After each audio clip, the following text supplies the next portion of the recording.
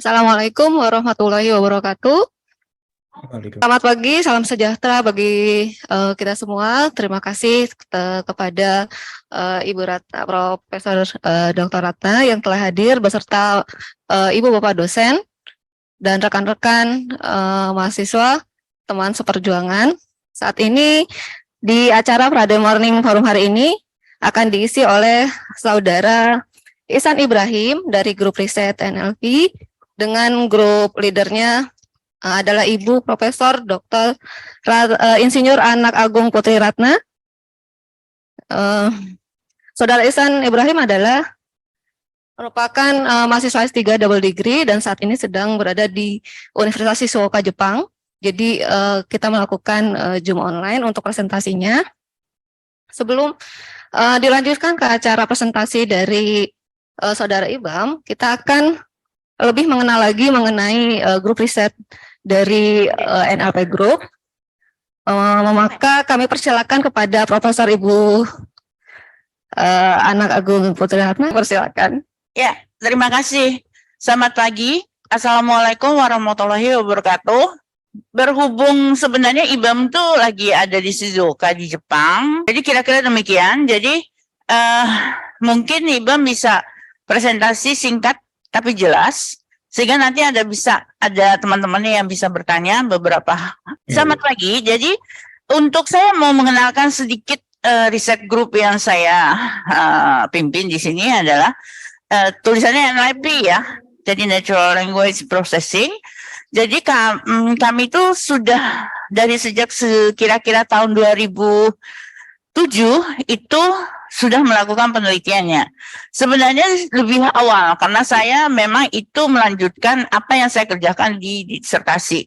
Pada saat itu saya disertasinya S3-nya ngambil di UI. Jadi sebenarnya itu kakak kelas Anda semua. Tapi saya kebetulan alhamdulillah dapat pembimbing co-promotor dari Waseda University. Nah, jadi banyak hal yang saya pelajari di situ. Dan NLP ngapain nih? Sebenarnya kami dosen itu kalau meriksa esai itu waktunya banyak, kemudian tidak bisa antara satu dengan yang lain, bisa berbeda-beda. Enggak, jadi agak ada unsur-unsur subjektif, walaupun kami biasanya kalau meriksa itu tidak melihat nama dulu, periksa dulu. Tapi tetap aja yang satu dengan yang lain tidak sama. Dan yang paling bermasalah adalah yang tadi yang pertama, waktunya lama.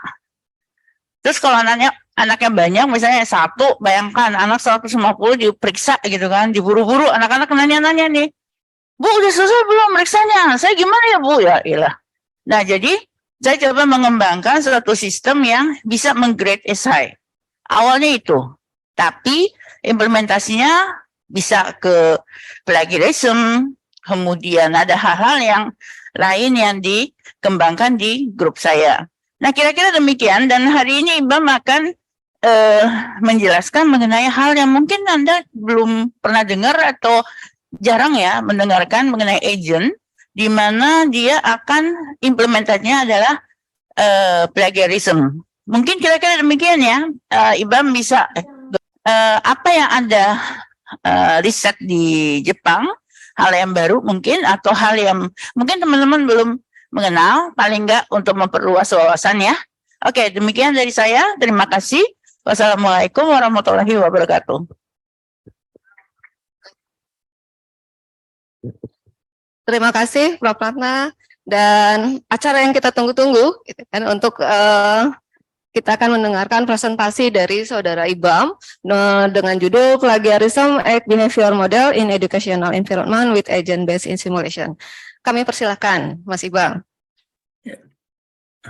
Assalamualaikum warahmatullahi wabarakatuh. Selamat pagi Bapak Ibu dosen dan juga rekan-rekan S3, S2 maupun S1 yang hadir di acara FMF atau Friday Morning Forum ini. Ya, perkenan sebelumnya saya ucapkan terima kasih juga ya kepada Prof. Ratna yang sudah membimbing saya hingga saat ini, dan juga atas perkenalannya pada Research Group Natural Language Processing, dan juga kepada Mbak Irma atas waktu dan tempat yang telah diperkenankan. Ya, pada kesempatan kali ini mohon maaf, mohon perkenankan saya untuk mempresentasikan riset yang saya kerjakan, yang bekerja sama dengan Universitas Indonesia dan juga Shizuoka University Jepang. Ya. Mungkin tadi sudah sempat diperkenalkan oleh Bu Ratna terkait dengan riset apa saja yang dilakukan oleh Natural Language Processing Research Group ya. Tentu sebentar. Ya, tadi sudah disebutkan yang awalnya itu fokus pada simple O atau automatic short answer essay ya, supaya dia dapat melakukan scoring secara otomatis ya, karena tadi hassle atau kesulitan yang dialami oleh para pengajar ya saat menilai esai itu banyak sekali kesulitannya, ya, termasuk juga objektivitas dan juga kemudahannya itu sangat menyulitkan ya. Lalu dari ide yang sama sebenarnya dari Simple O waktu itu memanfaatkan latent semantic analysis karena bahasa itu bisa diproses ya, tanpa harus melihat bagaimana tata grammarnya, dan menggunakan latent semantic analysis ini dengan konsep singular value decomposition atau linear algebra ya, itu nantinya kita bisa tahu bagaimana makna dari kalimat yang digunakan ya. Dan itu pun juga bisa digunakan pada berbagai bahasa karena tadi dia tidak mengikat kepada susunan struktur atau tata bahasa atau grammarnya. Dan dari konsep yang tadi itu juga dikembangkan menjadi sebenarnya konsep seperti terbalik, yaitu Plagitek 2B. Nah, ini sebenarnya adalah nama program yang dikembangkan oleh Bu Ratna dan Research Group NLP untuk mengecek plagiarisme yang terutama itu dilakukan dengan biasanya oleh pelaku plagiarisme ini dilakukan dengan menerjemahkan dari bahasa Inggris. Nah, ini makanya digunakan konsep cross language plagiarism detection. Jadi dia akan mengecek dengan bahasa Inggris apakah dia melakukan plagiarisme dari sumber-sumber yang ada di bahasa Inggris. Nah, ini pun juga ada, mungkin saya mengenalkan kembali research group member dari NLP Research Group yang diketuai oleh Profesor Dr. Insinyur Anak Ragung Putri Ratna, terus juga dianggotai oleh Ibu Prima, terus ada Pak Asta, lalu ada saya sendiri, dan juga ada Lita yang kemarin menjadi moderator, dan juga ada Ibu Tin atau Ibu Endang Rimiatin. Ya, mungkin kita kembali lagi ke judul tadi ya, maaf jadinya. Ya, ini terkait dengan plagiarism act behavior model in educational environment with agent-based simulation. Kenapa saya mengerjakan ini? Karena tentunya saya saat ini berada di lab yang berkaitan dengan multi-agent system. Ya, kebetulan profesor saya di sini, yaitu Profesor Dr. Naoki Fukuta. Beliau ini berfokus pada multi-agent system, ya.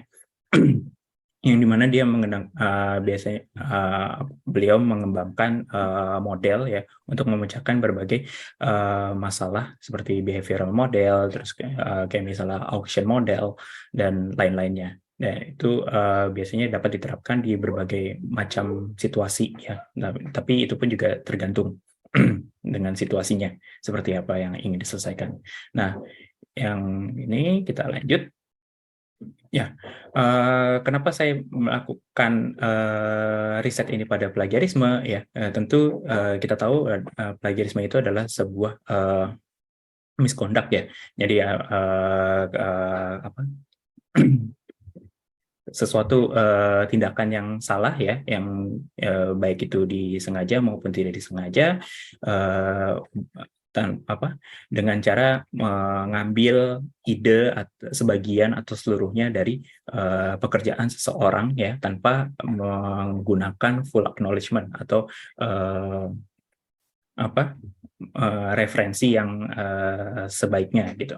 Dan tentu semakin ke sini ya jumlahnya itu pun dikatakan bisa semakin meningkat karena adanya akses internet ya yang semakin luas juga, dan ditambah dengan 3 tahun ini ya kita mengalami pandemi COVID-19 ya, di mana semuanya beralih ke teknologi ya atau secara internet. Nah, sudah banyak effort yang dilakukan tentunya untuk mencegah ya tindakan plagiarisme ini terjadi dan juga menyebar ya. Seperti menganalisis kira-kira bagaimana sih faktor-faktor yang dapat menyebabkan apa saja ya, dan tidak hanya faktor dari dalam diri seseorang tetapi juga faktor-faktor lain ya yang ada di luar, untuk mengetahui kenapa ini bisa terjadi dan kira-kira apa saja effort yang bisa dilakukan untuk mencegah hal tersebut. Dan seperti sini kayak misalnya Abbas ya, dia telah membahas bagaimana faktor internet access, ethical control, dan juga teaching factor itu dapat mempengaruhi tingkat plagiarisme di pendidikan tinggi ya. Terus juga ada faktor-faktor lain dan yang dibahas oleh JREP ya, seperti gender, terus juga misalnya tingkat pekerjaan, terus juga depresi, dan kira-kira kesadaran terhadap plagiarisme itu sendiri itu juga memiliki level-level yang berbeda, dan itunya tentu juga dapat mempengaruhi tingkat plagiarisme itu sendiri. Nah, itu dilakukan oleh JREP juga. Dan tentu juga kita mungkin tahu ya ada effort yang digunakan dengan memanfaatkan teknologi ya sebagai toolsnya untuk mendeteksi tingkat plagiarisme dari sebuah tulisan ya, kayak misalnya di IT Ticket dan Turnitin ya yang mungkin sering kita pakai. Terus juga ada di sini saya referensikan Plagitech 2B ya, tools yang sudah dikembangkan oleh NLP Research Group. Nah, tentu di sini kita memiliki concern ya, bahwa di sini mungkin saya agak salah sih nulisnya di sini. Jadi plagiarism effort yang sudah dikembangkan dan sudah dilakukan oleh orang-orang ini masih belum menyingkirkan behavior ini secara 100% tentunya, karena tentu mungkin ada possibility ya atau kemungkinan faktor ya yang mungkin belum ditemukan ya, yang ternyata malah dia meningkatkan tingkat plagiarisme itu. Dan tentu di sini ada keterbatasan dan juga kerumitan dari perilaku natural dari manusia, yang dimana ini terbatas sekali di dunia nyata.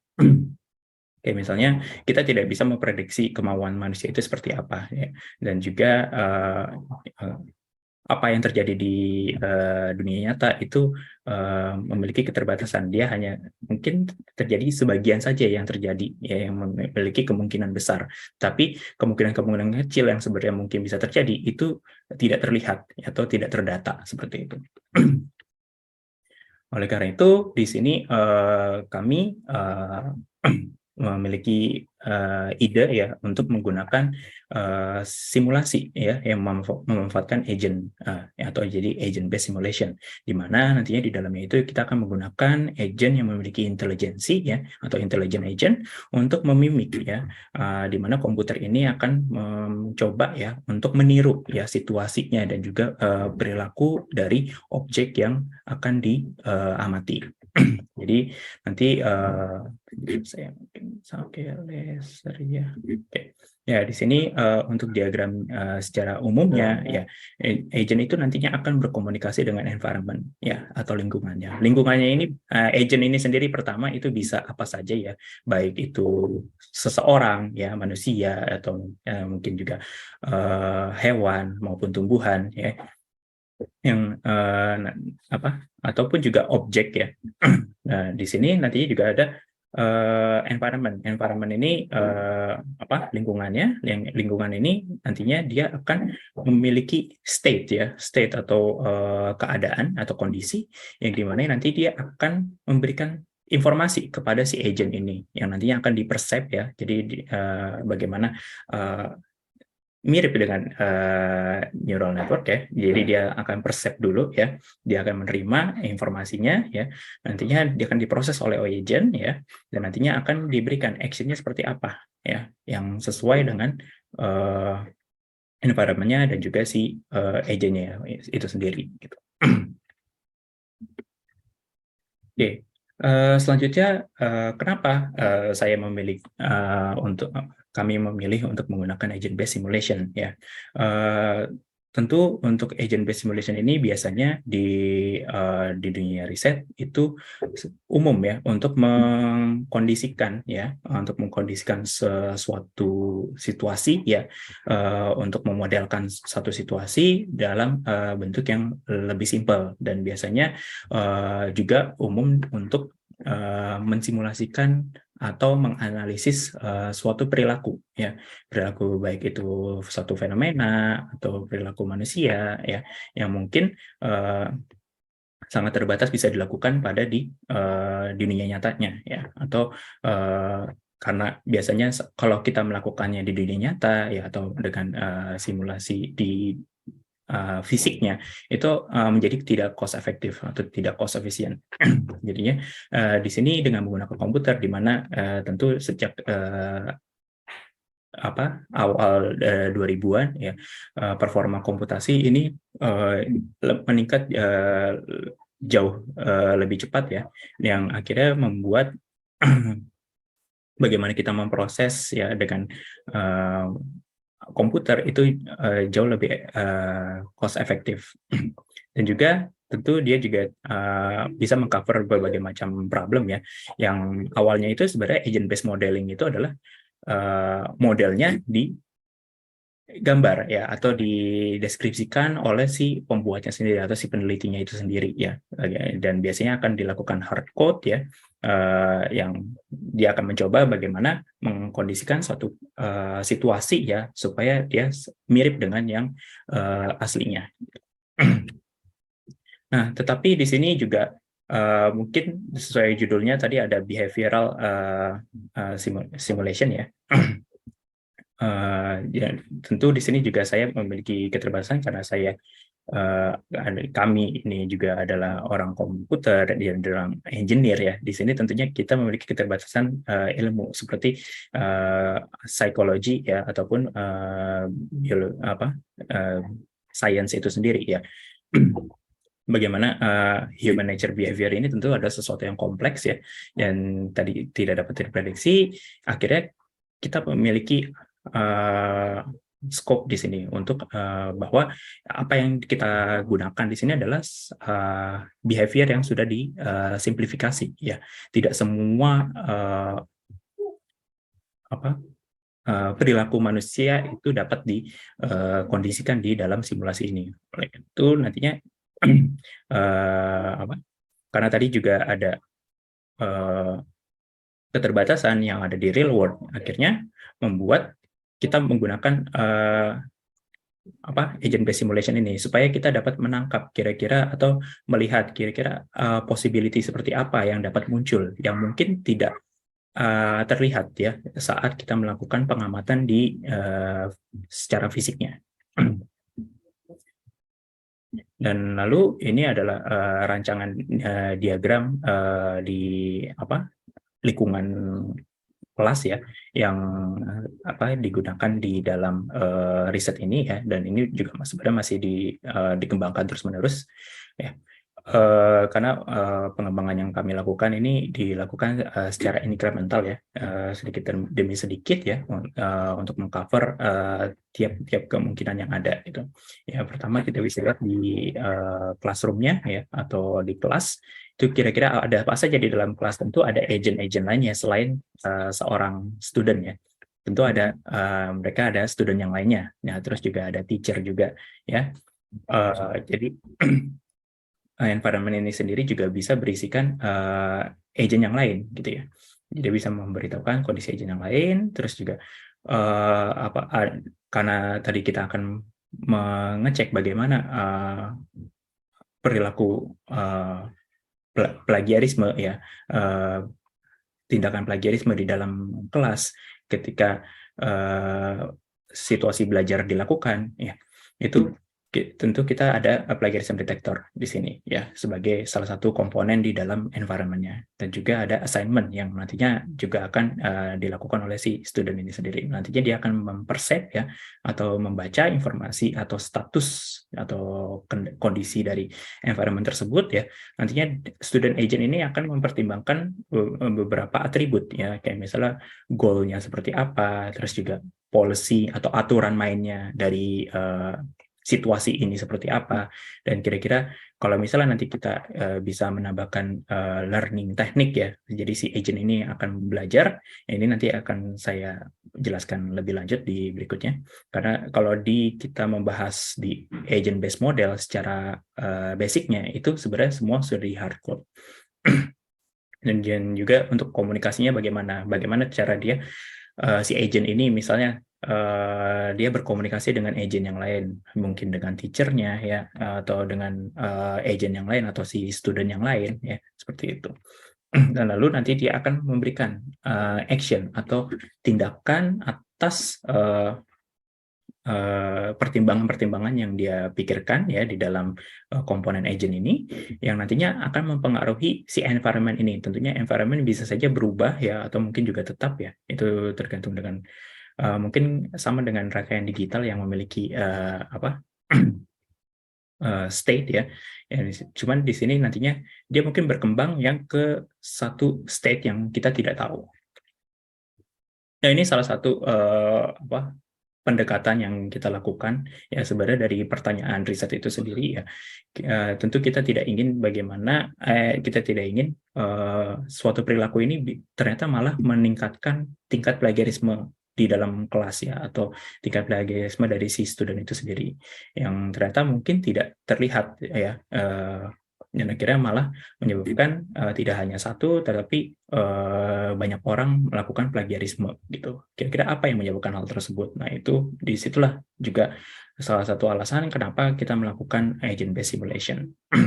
Dan dari research project tersebut, pendekatan yang pertama dilakukan oleh kami adalah bagaimana kalau misalnya satu student itu bisa mempengaruhi student yang lain ya, atau mahasiswa yang lain. Ayo kita plagiat yuk.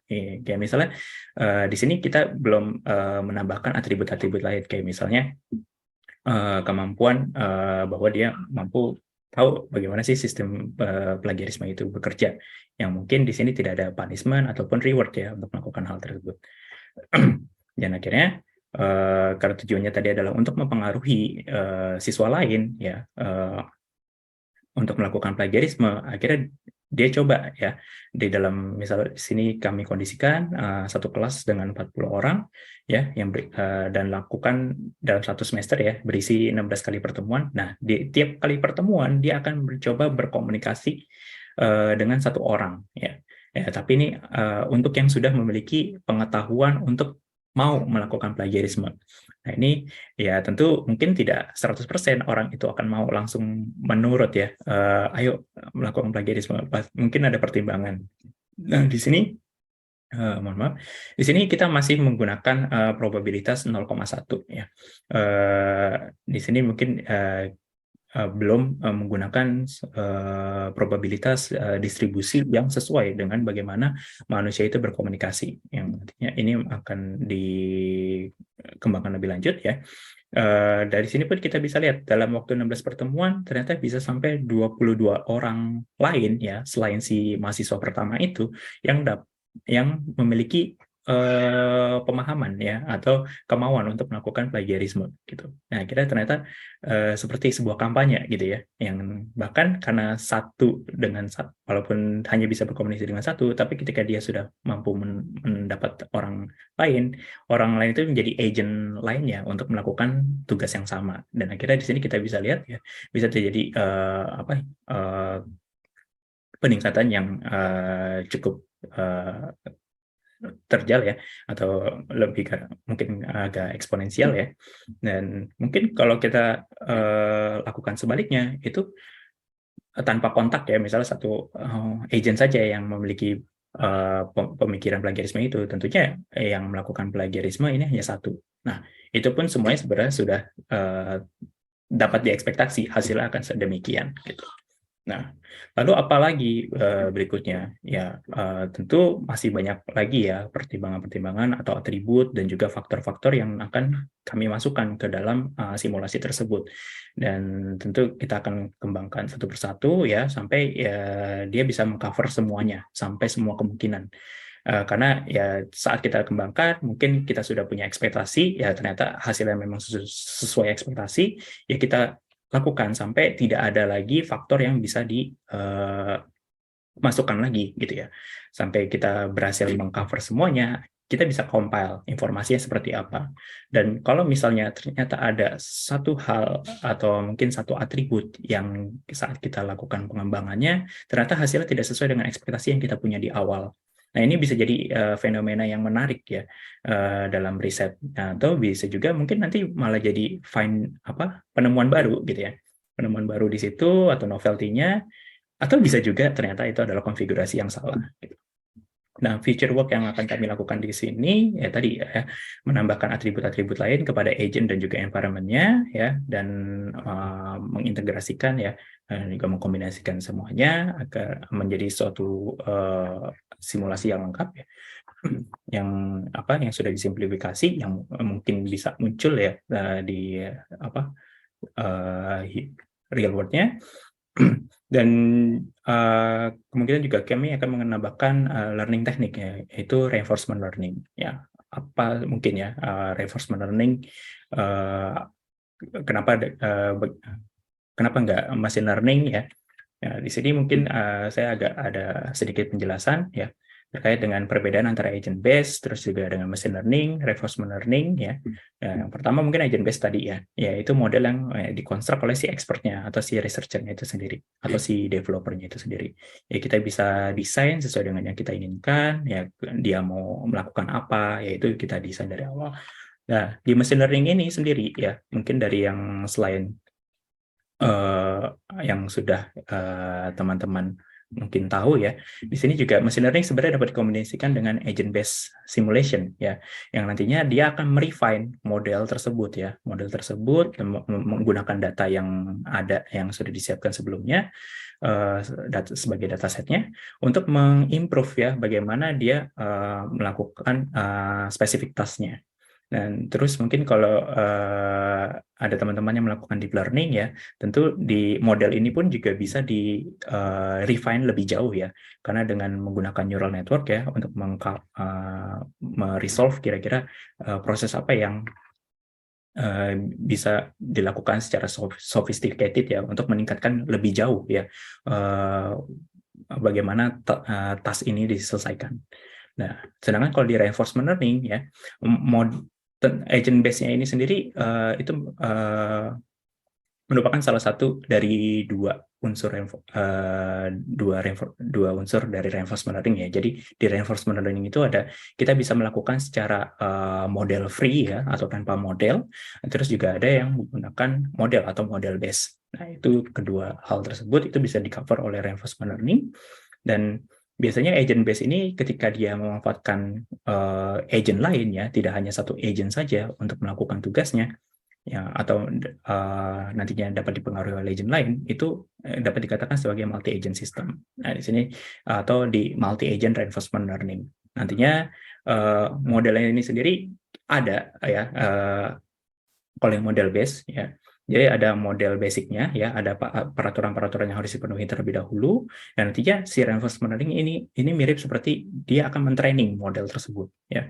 Jadi dia akan merefine modelnya ya dengan menggunakan reward dan punishment system ya untuk si agentnya. Ya, itu nantinya dia akan coba ya bagaimana cara dia men-set sebuah sequential decision task ya. Jadi bagaimana cara dia mencapai goal yang sudah di-set oleh si developernya ya. Kayak misalnya tadi di aplikasi tersebut itu kita akan kembangkan supaya si agentnya ini tidak melakukan plagiarisme seperti itu misal tujuannya. Dan kira-kira apa saja yang akan dilakukan, atau mungkin kita bisa juga menggunakan logika yang terbalik, bagaimana supaya dia mampu mempertahankan plagiarisme itu karena sesuai dengan research question-nya tadi gitu. Ya, mungkin kira-kira itu saja yang bisa saya sampaikan di presentasi kali ini. Saya kembalikan lagi ke moderator Mbak Irma. Baik, terima kasih Saudara Ibu untuk presentasinya mengenai agent-based model yang sangat menarik. Untuk selanjutnya adalah sesi pertanyaan, tanya jawab untuk para audiens yang ingin bertanya, silakan. Ada Mbak Irin. Silakan kepada Mbak Irin.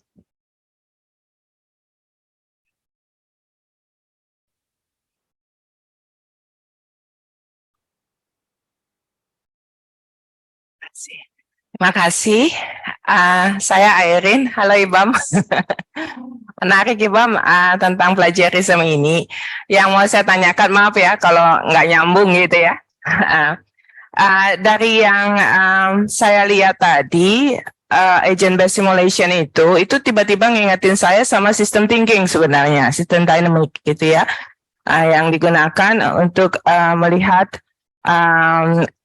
explore tepatnya konsekuensi dari satu policy kebijakan yang dibuat gitu ya. Nah, apakah ini yang sedang Ibam riset atau lakukan ini juga sebenarnya seperti explore atau mensimulasikan gitu ya? Kalau ada satu variabel atau constraint atau settingan gitu ya akan mempengaruhi atau melihat apa ya yang akan terjadi. Apakah seperti itu maksudnya ini yang sedang dilakukan, yang sedang Ibam lakukan di sini ya, agent based simulation-nya gitu ya. Apakah seperti itu juga? Itu satu. Terus kedua, yang saya lihat tadi itu juga ada Plagitek gitu, maksudnya ini seperti semacam software atau aplikasi yang bisa mendeteksi plagiarisme yang berbasis bahasa Indonesia, bahasa Inggris tadi ya, seperti Turnitin atau iTunes ya, apakah seperti itu gitu ya? Jadi penasaran juga, itu ngejarnya di level sampai cara algoritma berpikirnya atau ke sintasisnya maksudnya, ke penggunaan bahasa atau kata-katanya ini ya. Karena pengalaman saya ini udah agak lama, ketinggalan zaman mungkin ya, lebih 20 tahun lalu gitu ya. Kalau submission tugas yang programming itu di sistem langsung bisa didetek gitu ya. Ini plagiarisme atau tidak gitu ya. Nah, saya nggak tahu nih sekarang perkembangannya sampai sekarang ya. Ya Ibam ya. Ya mohon pencerahannya. Terima kasih. Baik, Mas Iqbal mau langsung dijawab? Boleh, Mbak. Oke, silakan. Oke, ya, terima kasih sebelumnya kepada Mbak Irin ya untuk pertanyaannya. Nggak apa-apa kok, Mbak, untuk pertanyaan-pertanyaan yang curious gitu ya, atau pengen tahu banget gitu juga. Malah saya juga jadinya tertantang juga, Mbak. Jadi untuk yang pertama ya, mungkin saya mencoba menjawab yang dengan agent based simulation ini, ya sebenarnya kalau di sistem thinking memang sebenarnya basisnya ke sana juga, Mbak, dan memang multi agent system ya, terus juga reinforcement learning itu memang banyak digunakan di sistem kontrol ya, atau sistem kendali yang mungkin kalau sesuai dengan bidangnya Mbak Airin ya di Gatrik, itu kalau misalnya di Korea itu dia bisa kayak misalnya ada banyak power grid ya yang memang terhubung satu sama lain, dan mungkin di satu daerah itu membutuhkan tenaga lebih yang mungkin tidak bisa disuplai oleh grid yang di lokal. Nah, itu software mereka ya, atau dengan software yang sudah dilatih ya dengan menggunakan reinforcement learning, itu mereka mampu ya untuk menentukan kira-kira mana nih grid yang sudah available, yang memiliki power mencukupi ya, dan juga memiliki cost paling rendah gitu. Jadi akan bisa dilakukan secara cost efisien. Dan kalau di ini ya itu pun juga bisa tentunya tadi juga dilakukan dengan simulator terlebih dahulu ya Mbak, untuk di training hingga sampai dia pada satu titik yang sudah dapat dikatakan mencukupi kemampuannya. Dan di sini pun juga sama. Jadi mohon tunggu sebentar. Jadi kalau di reinforcement learning maupun multi-agent system ya, jadi multi-agent system ini sendiri bisa menggunakan berbagai macam pendekatan ya. Dan di sini kita bisa, kalau misalnya satu satu atribut ya, atau satu parameter yang mungkin baru ya, yang mungkin berubah ya, dia akan mencoba cari tahu kira-kira ini efeknya seperti apa gitu ya, dan apakah akan mengurangi hasil yang dia maksimalkan atau tidak gitu, atau dia hasil yang dia pengen atau tidak gitu. Kalau ternyata dia mengurangi, dia akan mencoba mencari cara lain ya. Ya, tapi mungkin secara eksekusinya tidak semudah itu, karena mungkin sama seperti manusia gitu ya. Ketika kita diberikan beberapa opsi ya, mungkin kayak misal kita mau dari rumah mau ke kampus gitu ya, yang ada opsi naik bus, ada opsi naik kereta, ada opsi naik mobil. Ternyata naik mobil lebih cepat karena mungkin waktu saat itu kondisinya adalah pandemi gitu ya, jadi jalanan masih kosong gitu ya, dan akhirnya ya kita memilih untuk naik mobil supaya sampai kampus lebih cepat gitu ya. Dan mungkin ternyata saat mulai ramai ya, akhirnya mulai ramai naik kereta ternyata lebih cepat gitu ya, naik kereta lebih cepat, tapi kita udah terlalu nyaman sama mobil, aduh mau ganti ada rasa sungkan seperti itu. Nah itu yang terjadi juga di dalam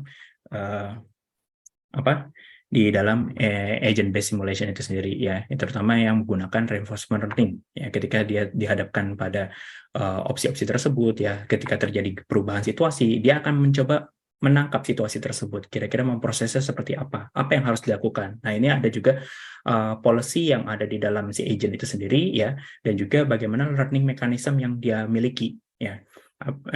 Tentu targetnya adalah memaksimalkan reward-nya atau memaksimalkan value yang dimiliki. Value-nya adalah ya sesuai dengan goal-nya. Kayak misal tadi pengen sampai kampus lebih cepat, ya udah berarti goal-nya ke sana ya. Value-nya adalah semakin cepat, value-nya semakin tinggi gitu.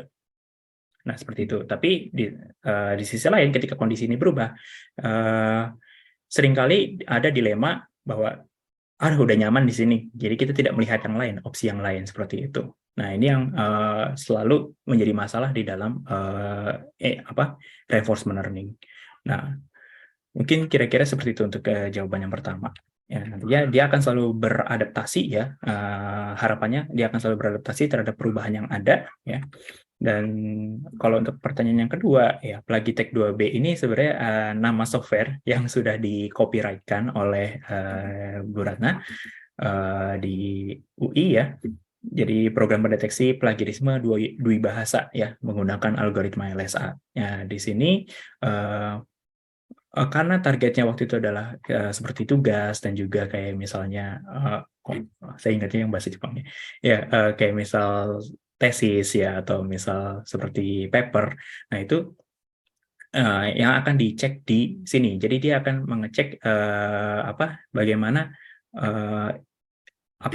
inti dari kalimatnya, kalimat-kalimat yang ada di sana. Bagaimana kemiripan antara si dokumen yang ditulis dalam bahasa Indonesia ya, karena kita tahu mungkin juga tidak selalu dalam bahasa Inggris.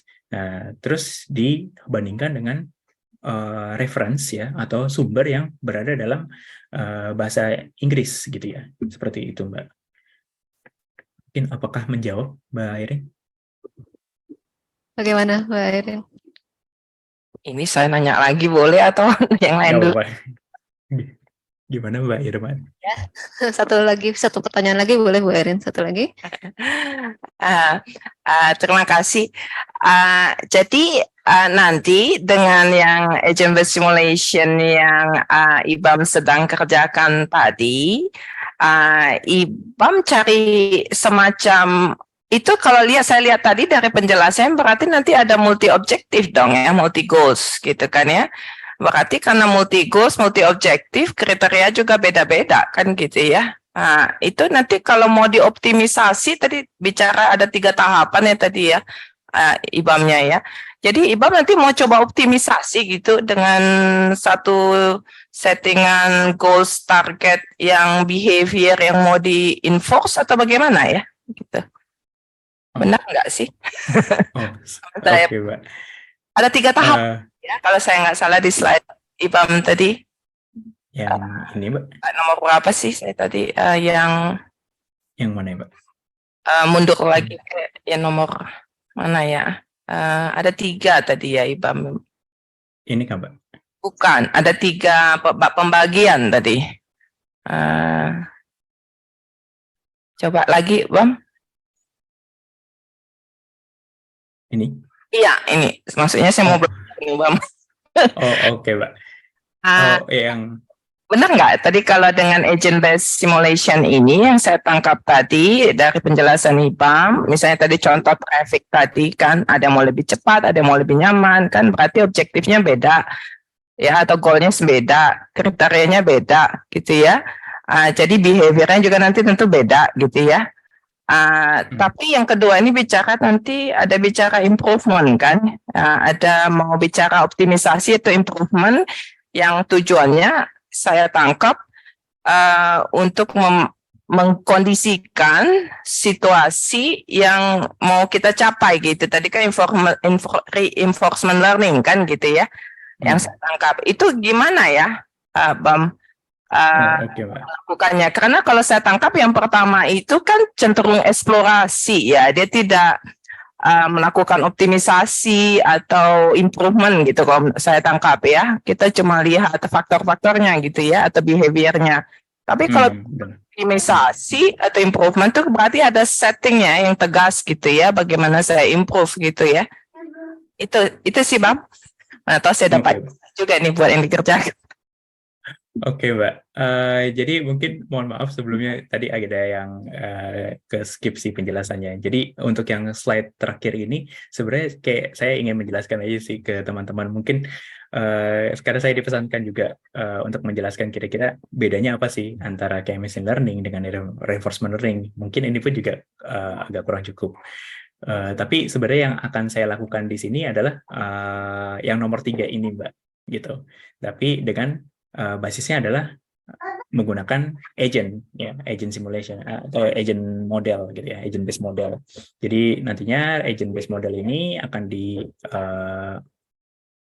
reinforcement learning ya, supaya modelnya ini diperbaiki dan juga lebih optimal gitu ya. Yang pertama tentu dia akan melakukan eksplorasi terlebih dahulu, kira-kira apa saja sih kemungkinan yang dapat muncul gitu. Dan nantinya tentu dengan reinforcement learning itu kita bisa set juga ya, kira-kira mau sampai mana pembelajarannya dia gitu ya. Sampai setingkat mana, apa yang misal alfanya apa dengan menggunakan alfa sekian, terus juga berapa puluh ribu kali misalnya seperti itu. Nah, dan di situ kita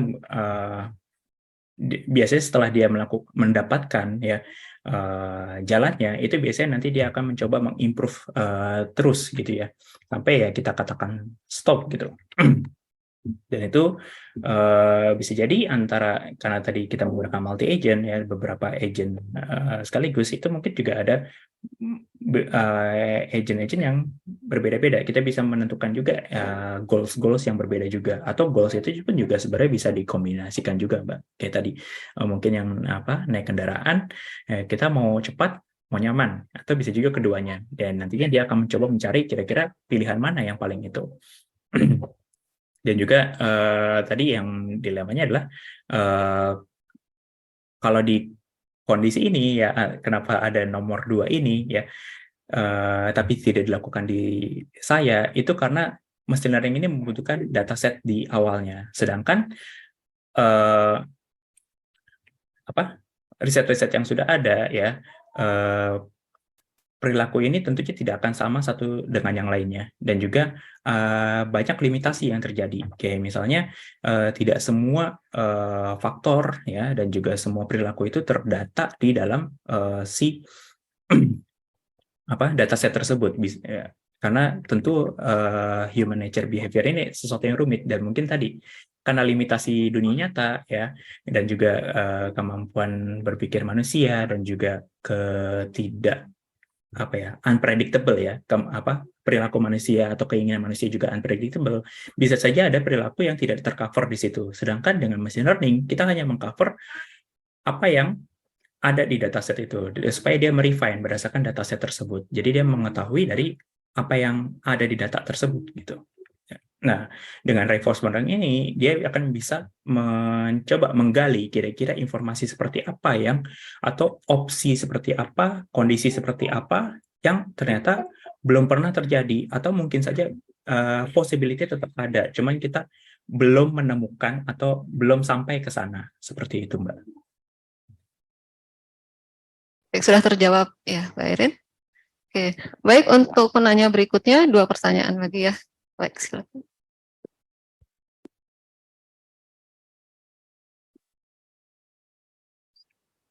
Ya, selamat pagi, Bam. Pagi, Mbak. Alif dari Elektrik. Menarik yang Ibam paparkan pagi ini tentang plagiarism.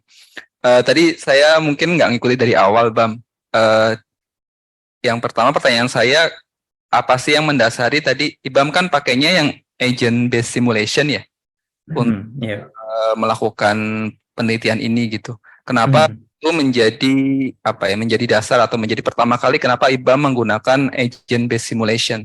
Atau apakah karena ini paling dekat kondisinya dengan misalnya realitas yang ada gitu? Maksudnya ini kan nanti Ibam membangun penelitiannya dari yang tadi Ibam paparkan itu kan pakai multi agent ya, yang artinya itu kan sebenarnya bukan real life ya, pakai agent gitu, betul nggak sih pemahaman saya ya? Saya mohon maaf bukan di bidang ini, Ibam tahu ya. Betul, Pak. Memang seperti itu. Apakah tadi ya yang agent based model ini merupakan model yang paling mendekati dengan kenyataan yang ada, dengan real life untuk plagiarism ini. Kemudian yang kedua, pertanyaan yang kedua, sebenarnya kan plagiarism ini kan kadang-kadang kalau misalnya di kelas ya, itu sebenarnya sangat erat hubungannya dengan tingkat kepatuhan. Artinya kalau misalnya dosennya itu sangat strict terhadap plagiarism, misalnya punishment-nya itu benar-benar benar-benar yang membuat mahasiswa jerak misalnya. Kalau ketahuan plagiarisme langsung dapat E misalnya. Itu rasanya sih saat itu langsung mahasiswa terus berpikir sampai ratusan kali untuk plagiarism gitu. Nah, apakah hal-hal seperti ini, atau misalnya dikasih reward misalnya yang tidak melakukan plagiarism dapat apa gitu ya, akhirnya mungkin mereka akan berlomba-lomba untuk tidak melakukan plagiarism. Jadi tingkat kepatuhan ini kan tadi didasari oleh reward sama punishment ya.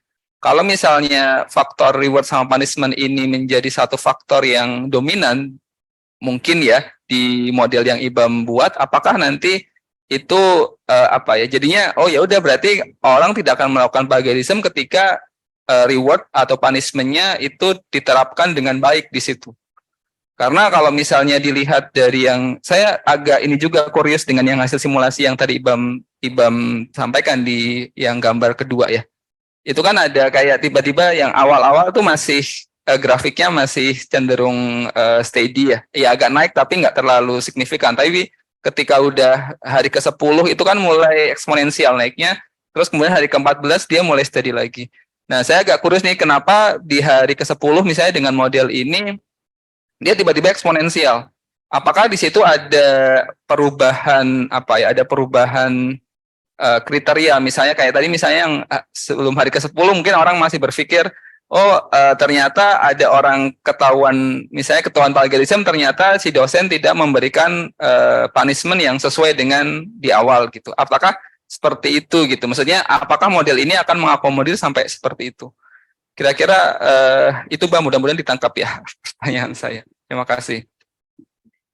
Terima kasih Pak Alif untuk pertanyaannya. Ya, kebetulan juga saya sering mendapat pertanyaan seperti itu juga Pak Alif. Jadi untuk yang pertama ya, mungkin kenapa agent based simulation ya?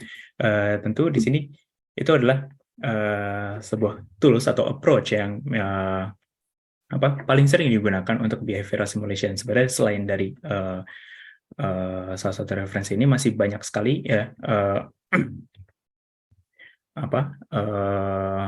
riset-riset ya yang memanfaatkan hal tersebut, dan memang terutama untuk mengcover bagaimana behavioral simulation ya, untuk mencoba mendiscovery ya kira-kira apa yang tidak ditemukan pada perilaku sebenarnya atau perilaku di dunia nyatanya. Dan karena tadi ya, karena keterbatasan yang dimiliki oleh dunia nyata, kayak misalnya perilaku manusia yang kompleks dan juga keinginan maupun pemikiran manusia itu unpredictable, akhirnya mungkin tidak semua perilaku itu akan muncul ya di dalam dataset dunia nyata, yang akhirnya akan membatasi pengamatan itu sendiri. Dan kita ingin mengetahui, misalnya kita ingin mengetahui ya, mungkin ada satu faktor yang belum terjawab dan mungkin itu tidak tercover di situ, walaupun di dunia nyata itu terjadi, mungkin sebenarnya possibility-nya itu ada ya, mungkin kemungkinan itu terjadi ada, tapi kita belum sampai saja, atau kita belum sampai menemukan di probabilitas yang sangat kecil itu gitu. Nah di sini pun kenapa menggunakan agent based simulation ya, karena tadi memang dia mampu memimik ya, atau meniru situasi yang kita ingin kondisikan atau kita ingin amati. Dan di sini kita bisa lakukan simplifikasi ya, objek yang kita ingin amati tersebut. Dan dari situ, walaupun sebenarnya tidak sangat mendekati seperti kita ingin melakukan riset saintifik ya, tapi secara engineering kita bisa mimikan ya, berdasarkan kayak misal statistik juga ya, terus juga kira-kira possibility yang bisa terjadi. Nah itu kita bisa kondisikan yang memang ya ada kemiripan di situ ya, bisa mirip dengan dunia nyatanya atau fenomena aslinya, fenomena fisiknya. Nah itulah kenapa alasan kami menggunakan agent based simulation gitu. Dan juga tentunya lebih cost efektif juga ya, dibandingkan kita harus melakukan pengamatan di dunia nyatanya gitu. Dan juga ada yang keterbatasan tadi di dunia nyatanya itu sendiri, terus juga dari ilmunya sendiri ya, dimana kami ini juga bukan orang psikologi atau orang sains ya yang mengerti bagaimana perilaku manusia itu terjadi ya, tapi setidaknya kita bisa analisis ya, apa yang dapat menyebabkan hal itu terjadi ya, bagaimana kondisinya ya, seperti itu, sesuai dengan kondisi eksperimen yang ada di sini dengan menggunakan agent based ini. Dan lalu di tadi ya yang di posisi example result ini ya, kenapa mungkin bisa terjadi ini, sebenarnya juga masih ada kekurangan di dalam hasil yang ditampilkan ini sebenarnya. Kayak tadi kita belum berbicara bagaimana probabilitas atau distribusi kemungkinan ya manusia itu dapat terpengaruh ya oleh suatu pembicaraan. Mungkin juga ada kondisi-kondisi tiap agent yang seharusnya berbeda gitu ya, karena kita memiliki karakteristik yang berbeda juga ya di manusia itu tersendiri. Dan mungkin saja ya memang karena tadi kita hanya menggunakan 0,1, mungkin di saat hari ke-10 ya sampai ke-12 ini tiba-tiba kita dapat semua ya, semua orang yang diajak bicara itu terpengaruh semua ya, kemungkinan itu bisa saja. Makanya kenapa sebenarnya di sini hasilnya pun juga bisa berbeda-beda tergantung tiap generasinya ya, gen rate-nya. Dan tapi dari apa yang kita ingin ekspektasikan dari hasil awal ini, sebenarnya tentu orang akan ada yang terpengaruh ya. tingkat orang yang akan melakukan plagiarisme itu akan meningkat. Nah, disitulah kami ekspektasikan, oh berarti sesuai dengan ekspektasi yang kita set di awal gitu. Ya, berarti terus juga di opposite direction-nya, ketika kita melakukan hanya satu tanpa melakukan kontak dengan yang lain, itu oke, berarti cuma hanya satu saja, dia memang tidak bertambah sama sekali karena dia tidak melakukan kontak gitu. Dan tadi ya kayak misalnya ketika ya peraturan yang sudah kuat ya, terus juga ketaatan dari mahasiswanya tentu memang jadi alasan yang kuat ya, bagaimana atau juga dengan reward dan punishment yang kejam itu, kami juga memikirkan hal tersebut ya, Pak Alif. Jadi kami sebenarnya juga ada hasil lain ya di luar ini yang sebelumnya sudah dilakukan, tapi ada satu konfigurasi yang salah gitu di situ. Jadi ada pemahaman yang salah, tetapi kalau kita simpulkan di situ sebenarnya ketika sebuah hukumannya ini sangat keras ya, kayak misal langsung nilainya 0 atau sedang kalau dibandingkan dengan kalau misalnya hukumannya sama saja dengan tidak mengumpulkan atau tidak mengerjakan, itu hasilnya sesuai dengan ekspektasi itu juga. Jadi tentu dengan hasil yang hukuman yang lebih keras, itu akan membuat mereka lebih rendah tingkat plagiarismenya. Tapi waktu itu kesalahan konfigurasinya adalah mahasiswa ini tidak bisa mempunyai pilihan untuk melakukan plagiarisme atau tidak. Itu kesalahan yang ada di awal eksperimen ya, karena waktu itu kita hanya memberikan probabilitas random ya, oh kamu harus melakukan plagiarisme, kamu harus melakukan original. Bedanya adalah yang plagiarisme ini mau disubmit atau enggak. Kalau enggak disubmit berarti enggak ngumpulin tugas, kalau disubmit berarti kamu melakukan plagiarisme. Ketika dia tahu kondisinya hukumannya itu sangat kejam, akhirnya dia lebih baik milih nggak ngumpulin aja deh. Kalau ternyata udah plagiarisme, mendingan nggak ngumpulin kayak gitu. Ya itu, tapi masih dalam kondisi dirinya sendiri. Dan sebenarnya kondisi seperti itu juga kami pertimbangkan dan juga perhitungkan di sini juga Pak Alif. Kayak misalnya ternyata di awal-awal dia nggak ketahuan nih, saya coba copy, ternyata nggak ketahuan sama sistem pendeteksinya, karena sistem pendeteksi plagiarisme itu juga tidak sempurna juga ya, bisa saja ada kesalahan gitu, yang original jadi plagiat atau plagiat jadi original gitu. Nah akhirnya yang membuat, apalagi ditambah dengan kemampuan komunikasi, itu bisa saja mempengaruhi agent yang lain atau student yang lain seperti itu. Kira-kira seperti itu Pak yang sudah dilakukan di riset ini. Ya, dan tentunya masih akan banyak cover yang lainnya. Ya, terima kasih banyak Bang. Sehat-sehat. Ya, terima kasih Pak Alif. Baik, karena keterbatasan waktu, maka untuk sesi tanya jawab ini saya akan tutup. Terima kasih banyak kepada Saudara Iqbal untuk penjelasannya, dan kita berikan aplaus untuk Saudara Iqbal. Terima kasih Bapak Ibu semua, teman-teman semuanya. Baik, sebelum sesi foto, jadi sebelum saya akhiri acara Prade Morning Forum hari ini, saya ucapkan terima kasih. Wassalamualaikum warahmatullahi wabarakatuh.